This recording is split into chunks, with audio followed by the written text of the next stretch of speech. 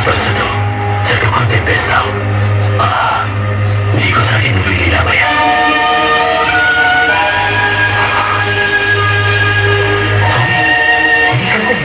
నాయనమే నన్ను గుర్తు చేసి కంట తలపెట్టేలా చేస్తున్నావు. అంత స్వల్ప నీకంటే మీరు రాకూడదు.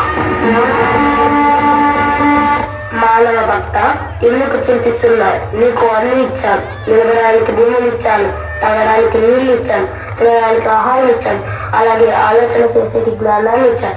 ఏ సమస్యకైనా పరిష్కారం ఆలోచన మాత్రమే. ఆలోచించుచును. ఏ సమస్య కూడా పెద్దదిగా అనిపించదు, అన్ని చిన్నవే.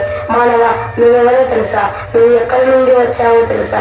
ఎవరి చేతుల్లో తయారయ్యావో తెలుసా?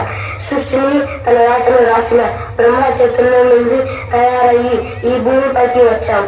కష్టమైన, నష్టమైన, నాయమైన, ఆనందమైన నువ్వు అనుభవించాల్సింది.